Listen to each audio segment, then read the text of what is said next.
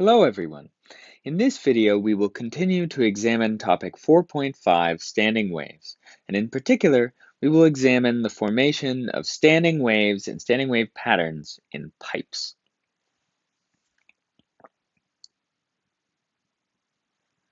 So, up to now, we've examined the formation of standing waves in strings.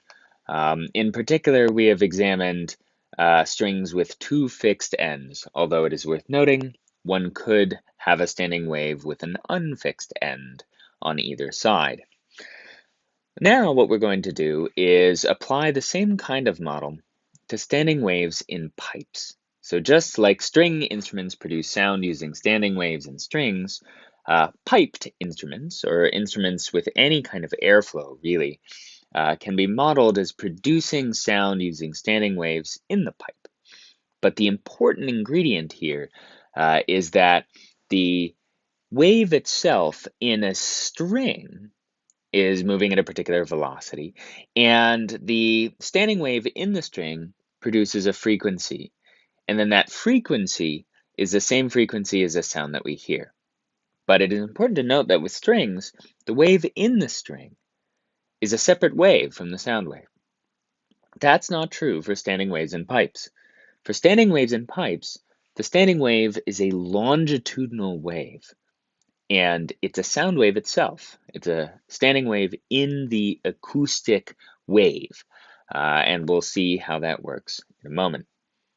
Of note is that we'll model all of these pipes as if they're straight, although obviously for complex wind instruments, you see many different shapes. So we'll focus in on two shapes in particular, a half-open pipe, like an organ, with one fixed end and one unfixed end, and then an open pipe, like a flute, with two open ends. So focus in first on the half-open pipe. The thing to note is that the wave itself is going to be longitudinal. But we're going to represent it with a transverse wave, and we'll see why in just a second. Before we get to what is actually going on, consider how we represent this standing wave. For a half-open pipe, the air in the pipe cannot move at the end that's fixed. As a result, we get a node at the fixed end.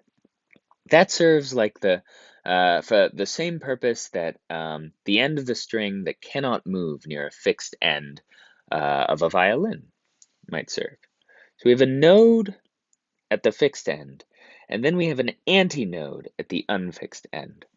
And so our fundamental frequency in our first harmonic will actually only allow us to see a quarter of a wavelength. And I'm going to use that transverse wave representation to draw it, because as you'll see, it'll be much easier to do that. But what is really going on? Well, what's really going on is that the air right next to the end cannot move, so it has no displacement. And then that displacement can grow until you get maximum longitudinal displacement for the particles at the open end, at the antinode. Those can move sort of as freely as you like. And so we use the transverse representation of the wave because drawing the longitudinal representation, that is, the representation of the acoustic wave as it actually is, as you can see, is a pain. So you want to get used to diagramming this. And it's important to note that with one node and one antinode, this is only a quarter of a wavelength. To draw the full wavelength for this half-open pipe, I would need more than the available screen. This is also why half-open pipes are often really good for instruments that are attempting to produce very low notes, because the wavelength of the wave, the standing wave produced in that half-open pipe is actually very long compared to the size of the pipe itself. As a result, you can get a very low note from half-open pipes. So if we take this particular diagram, we get good at drawing it, per usual. We can then write down, as before, the relationship between the wavelength and the length of the pipe, in this case, rather than the length of the string. So lambda over 4 equals L. And that means the fundamental frequency for a half-open pipe is F naught equals V over lambda, which is equal to V over 4L.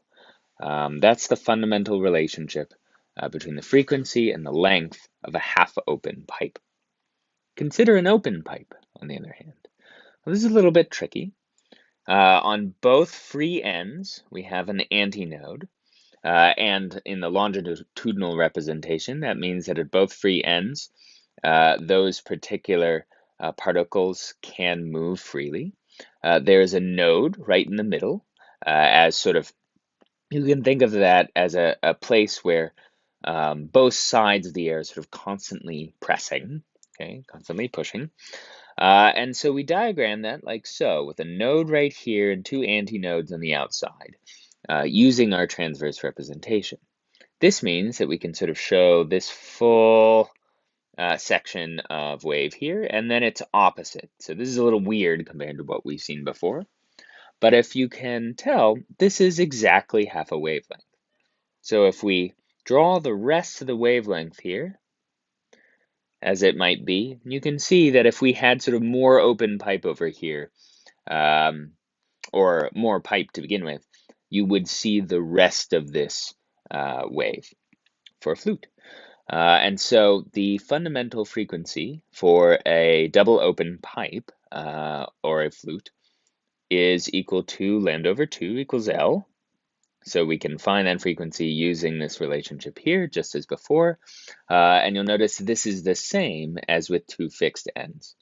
And therefore, the fundamental frequency is V over lambda, and therefore V over 2L, just as in the fixed end case with strings.